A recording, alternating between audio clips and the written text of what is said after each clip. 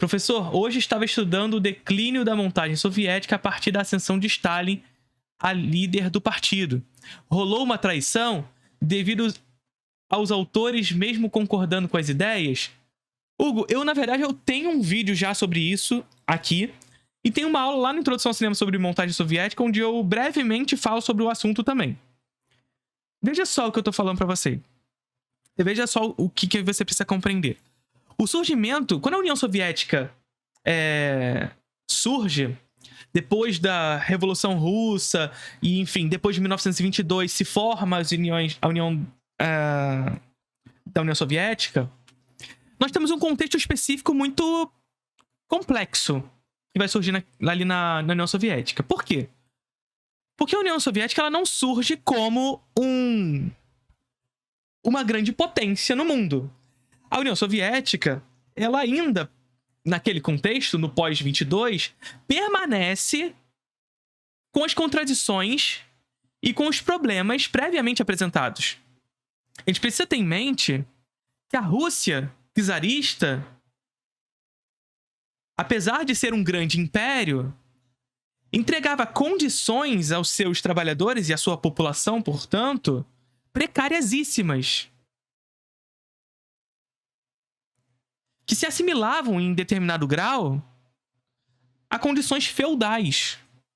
Você conhece o Introdução ao Cinema, o curso de cinema contínuo mais charmoso do Brasil. Ao assinar, você tem 1 ano de acesso à plataforma do curso com todas as aulas lá já disponíveis. Linguagem, teoria, história, crítica, política, filosofia relacionada ao cinema. São 2 aulas novas todos os meses, mais as aulas já disponíveis na plataforma. O que você vai encontrar por lá? Obra de arte na era da sua reprodutibilidade técnica, contra-interpretação, cinema como espelho, cinema como olhar, cinema novo, cinema clássico, cinema moderno, tudo. E você pode conferir todas as aulas já disponíveis na plataforma na página do Instagram do curso, @Introdução ao Cinema. E aí vocês vão me dizer, nossa, Felipe, só isso que tem no Introdução ao Cinema? Que absurdo! Pô, cara, tem uma porrada de aula lá disponível pra você, 2 aulas novas todos os meses, e você ainda quer mais. Então toma mais. Além das 2 aulas novas todos os meses, o Introdução ao Cinema também tem uma 3ª aula bônus ao vivo, onde eu seleciono 2 filmes referentes às aulas daquele mês para que a gente possa discutir os temas daquelas aulas a partir desses 2 filmes. Esses encontros acontecem sempre na última terça-feira do mês referente. Mas calma, se você não puder participar ao vivo, as aulas ficam gravadas. Então é isso. Ao assinar a Introdução ao Cinema, você tem 1 ano de acesso à plataforma com 2 aulas novas todos os meses, mais uma aula extra onde a gente discute as aulas daquele mês a partir de 2 filmes específicos no encontro ao vivo.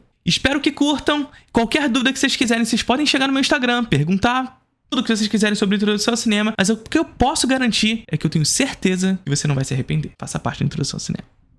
Então, assim, no pós-22, nós temos a formação da União Soviética, mas uma União Soviética que precisava compreender essas contradições. Quando a gente fala de cinema, cara, a gente precisa ter em mente que, por mais que a União Soviética tenha sido berço de uma das principais revoluções no que tange ao desenvolvimento da linguagem, portanto a montagem soviética, o construtivismo russo, isso não significa dizer que a União Soviética ela já tinha contigo todo um preparo prático, infraestrutural, para bater de frente, por exemplo, com as principais indústrias do mundo. Então, por exemplo, quando surge a União Soviética, o mercado exibidor russo, que já era curto, já era pequeno, e estava concentrado nas mãos do mercado privado, foge da Rússia. Então veja, o mercado que já era curto, foge da Rússia, fazendo com que a União Soviética passe por um processo de nacionalização desse mercado exibidor. Então veja só como era necessário fazer as coisas acontecerem da noite pro dia. Não era fácil para as coisas acontecerem dessa forma. Então houve um processo de nacionalização desse mercado exibidor para que, de fato, esses filmes desse cinema soviético, que era um dos principais do mundo no que tange ao desenvolvimento da linguagem, pudesse ser exibido para sua própria população, era preciso desse mercado exibidor. Só que ele era curto, ele tinha fugido, o mercado privado tinha fugido, e ele precisava ser nacionalizado. Só que ainda esses que foram nacionalizados, eles eram concentrados. Concentrados onde? Nas grandes cidades. Em São Petersburgo, Leningrado, né? Em Moscou. As pequenas cidades, aldeões, vilarejos da União Soviética não tinham cinema. O que começa a surgir na União Soviética? Começa a surgir cinemas itinerantes, que faziam chegar esses filmes da montagem soviética, faziam chegar os quinoprávidas para mostrar os avanços da revolução nesses pequenos vilarejos, sobretudo no ambiente rural. Ambiente rural esse que estava em constante disputa num processo de coletivização do campo. Então veja, esses primeiros anos de União Soviética foram anos muito conturbados. Anos que, para o cinema, precisava de avanços infraestruturais, mas que, por outro lado, a União Soviética precisava avançar em outros muitos setores também. Por exemplo, com relação ao avanço da coletivização do campo, que enfrentou muita resistência da classe burguesa, da classe hegemônica do campo naquele contexto histórico. Percebe? Muita resistência. Provocando, inclusive, fomes, porque esses agentes burgueses do campo queimavam plantações para causar fome. Fome essa que é usada até hoje por muitos direitistas mau caráter como causa do comunismo. Percebe? Então veja o que eu tô te falando. Foram anos muito conturbados. E a montagem soviética, o construtivismo russo, era um movimento que era de vanguarda na Europa e no mundo, no que tange ao desenvolvimento da linguagem do cinema, mas que, por outro lado, era enxergado como um cinema que priorizava a forma em detrimento do conteúdo. Não significa que não havia conteúdo. Havia um conteúdo revolucionário muito evidente. Mas o conteúdo, melhor dizendo, era subjugado à forma. Percebe? O conteúdo era subjugado à forma. A partir de 1927, e, portanto, do aniversário de 10 anos da Revolução Russa, se iniciou uma série de filmes que foram financiados pelo Estado para comemorar esses 10 anos. O Vertov fez filme, o Eisenstein fez filme, inclusive em outubro, um dos principais filmes do Eisenstein, um dos melhores, inclusive, do Eisenstein. Filmes esses que são maravilhosos, que foram catapultados para a história. Mas que, por outro lado, acendeu um alerta na União Soviética, e quando a gente diz na União Soviética, a gente precisa ter a compreensão de que não existe uma individualização na figura de Stalin. Stalin era o líder naquele contexto, mas não é culpa do Stalin. Stalin não é culpado por tudo, o Stalin malvadão, tá ligado? Houve, naquele contexto, uma compreensão, porque a estética sempre esteve em constante disputa. Afinal, a democracia nesse contexto, centralizada nos espaços de disputa do Estado, que tinha como, na estética também, um centro de disputa.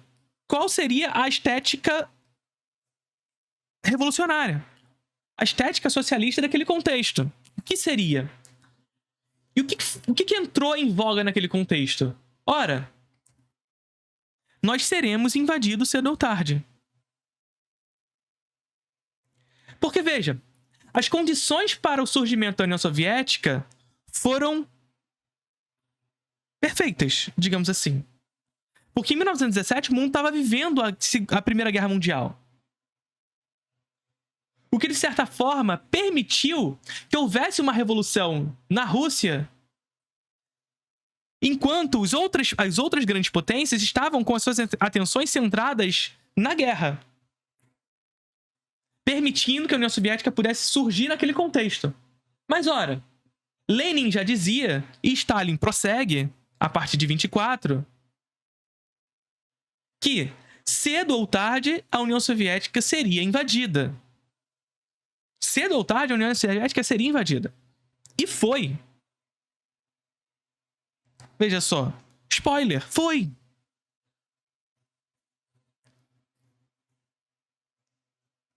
O que fazer então? Veja o que eu disse para vocês lá desde o início. A União Soviética precisou se preparar em menos de 20 anos para uma possível invasão. Eles não estavam para brincadeira. E o que era se preparar para uma possível invasão? Era se industrializar, era se preparar belicamente, lógico, mas também se preparar ideologicamente. Fazer o seu povo compreender o que é a revolução. E o cinema, uma das armas fundamentais nesse quesito.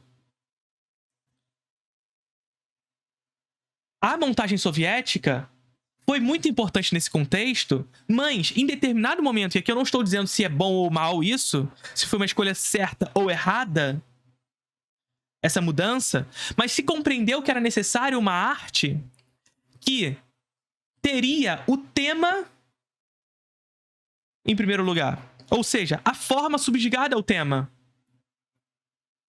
Mais uma vez, se compreendia que a montagem soviética e o construtivismo russo subjugava o tema à forma. Foi debatido, e a estética em constante disputa foi compreendido a partir desse momento que era necessário uma arte onde a forma fosse subjugada ao tema, onde o tema fosse mais importante, onde o tema se comunicasse de maneira direta e frontal com o povo. Porque, mais uma vez, a União Soviética seria invadida a qualquer momento. A qualquer momento. E sendo a União Soviética invadida a qualquer momento, era preciso que se acelerasse os processos. E esses processos são nas mais diversas escalas. Desde a industrialização até o processo ideológico onde o cinema estava inserido. A informação. Então, aqui, o que a gente está dizendo aqui, Hugo, é para além de dizer, e isso aqui é muito importante que a gente faça para qualquer coisa. Qualquer coisa. A gente não pode descolar a arte da realidade material. Porque enquanto... Felipe, aqui, professor de cinema, enquanto admirador da arte, eu vou dizer pra você, cara, eu prefiro muito mais, enquanto gosto, eu prefiro muito mais o construtivismo russo do que o que surgiria depois. Muito mais. É muito mais atrativo. Inclusive, é o que perdura pra história naquele contexto. O que não significa dizer que não hajam filmes maravilhosos no contexto do realismo soviético. Do realismo socialista. Existem filmes maravilhosos nesse contexto. Mas eu prefiro, de lavada, os filmes do construtivismo russo. Mas aqui não é uma questão de preferência. Não é uma questão de deslocamento da arte da realidade material. Havia um contexto histórico pelo qual a União Soviética precisava agir. E o que fazer a partir daí? A gente agora aqui... É aquilo que a gente falou lá sobre o Holocausto ontem. Agora, a partir dessa informação, de saber que a União Soviética estava sobre um dilema... O que fazer, sabendo que seremos invadidos? Aí a gente pode passar a discutir a partir de agora. Foi correto o que fez a União Soviética a partir daquele contexto? Foi correto o investimento da União Soviética no realismo socialista em detrimento do construtivismo russo? A gente pode discutir se foi correto ou não. Agora, que houve um contexto e houve uma ação específica por conta de uma coisa, é verdade. Essa é a verdade. Ou seja, a União Soviética passa a investir nesses filmes em detrimento dos outros. Não significa dizer que os filmes de Eisenstein, Vertov, Pudovkin, Dovzhenko e companhia param de ser feitos.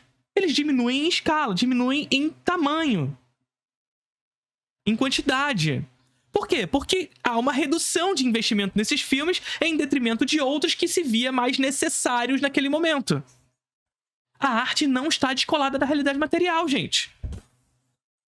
Não está.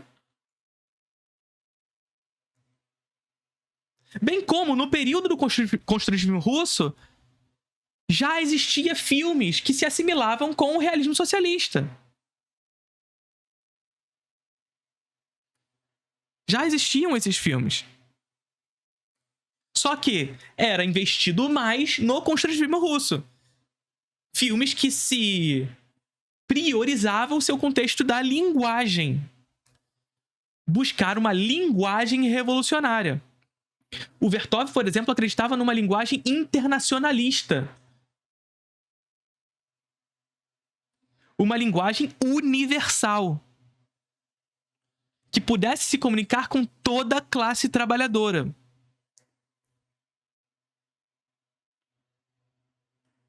Mas, mais uma vez, é preciso ter compreensão contextual. Tudo é contexto, gente. Por isso que a gente fala de materialismo histórico. A gente precisa compreender a história desses movimentos. Por que o cinema da União Soviética mudou nesse momento? Essa é a parada. Por que a União Soviética mudou as suas práticas nesse contexto histórico? Ela seria invadida, e dito e feito, foi. Dito e feito, foi. E aí o que a gente faz, mais uma vez? Mais uma vez dizendo, a gente pode questionar se as escolhas foram corretas ou não. Mas fato é, foi a União Soviética que venceu a guerra. Fato é esse. Fato é, foi a União Soviética que foi o país que mais sofreu com a guerra. Mais de 20 milhões de pessoas mortas. Não por causa da fome, porque se usa os números da guerra, os soviéticos mortos na guerra, para dizer os males do comunismo. Eles fazem isso. Eles fazem isso. Mas porque o território soviético foi o mais atingido.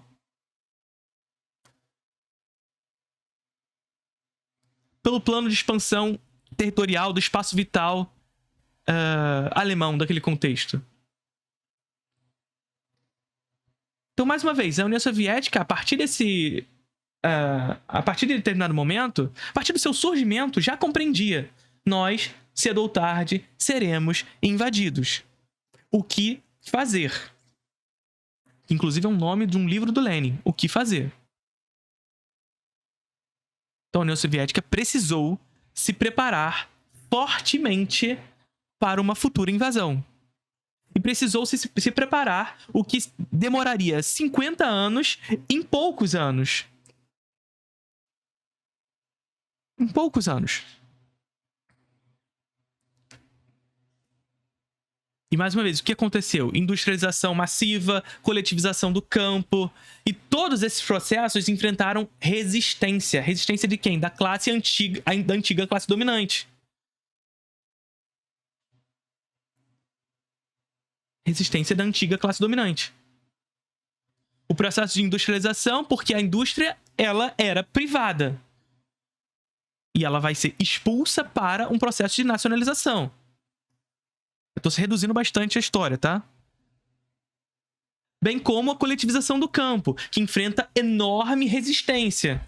Por quê? Porque a classe hegemônica do campo não quer a coletivização do campo. Fazendo, inclusive, a queima de plantações, o que provocaria fome.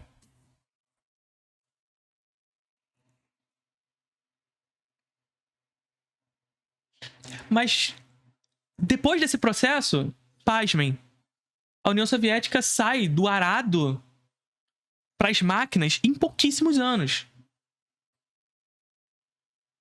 Bem como também essa revolução precisava acontecer no seu nível ideológico. E aqui a gente está falando de cinema e de rádio. Percebe? Que também enfrentamento, também tem contradições. Porque, por exemplo, na década de 30, quando chega o som, a União Soviética ela demora mais para ter o seu cinema falado. Por quê? Porque as patentes não estão na União Soviética. E é isso, o capitalismo tem patente. A União Soviética, portanto, precisava investir para produzir o seu. Então a União Soviética chega tarde no cinema falado, mas produz o seu. A sua patente, digamos assim. Então, o processo da construção da União Soviética nesses primeiros anos, bem como do cinema soviético nesses primeiros anos, foi um processo de constante disputa, de enfrentamento. Senão não seria possível o surgimento da União Soviética.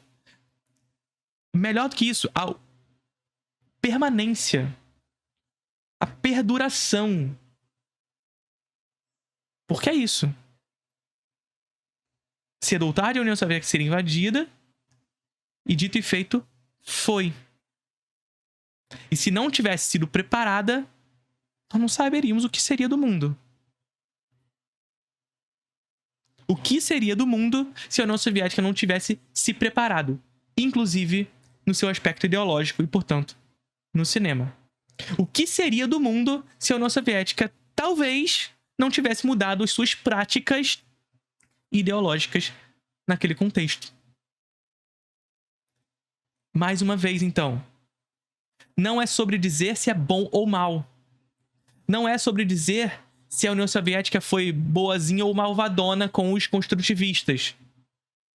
É sobre saber que até mesmo os artistas compreendiam que a estética estava em constante disputa. E por estar em constante disputa, saber das suas práticas. Porque sabe qual é a parada? Que a direita gosta de fazer? E talvez tenha sido aí que você entrou em contato com isso, Hugo. Na verdade, nem só pela direita mesmo, porque muitas pessoas fazem isso quase que inconscientemente também. Que é um processo de individualização dos problemas. Porque veja só, por incrível que possa parecer, os artistas estavam de acordo com as paradas. Os artistas estavam em disputa nesse estado, disputando as paradas. Estavam dentro, discutindo isso tudo. Lukács é um desses caras, por exemplo. Cara da estética e tudo mais. Estavam lá. E a partir desse debate, concordavam, discordavam, até que se criava uma linha de prática. Só que o que faz essa direita? Ela pinça o problema. Então, existe um artista aqui que é um dissidente. Logo, é um grande problema universal. Isso é propaganda. Isso é propaganda. Propaganda burguesa anticomunista. Beleza? Então, Hugo, práticas. A União Soviética precisava compreender, precisava discutir o que fazer. Nós aqui podemos tentar discutir se foi correto ou não. Entretanto, fato é, a União Soviética venceu a guerra. E a vitória da guerra passa por todo o processo de coletivização do campo, industrialização, mas também pelo avanço ideológico que o país teve no que tange ao desenvolvimento do cinema e da rádio. Beleza? Então, beleza. Tá vendo aquele vídeo ali? Exclusivo para membros. Curtiram o vídeo?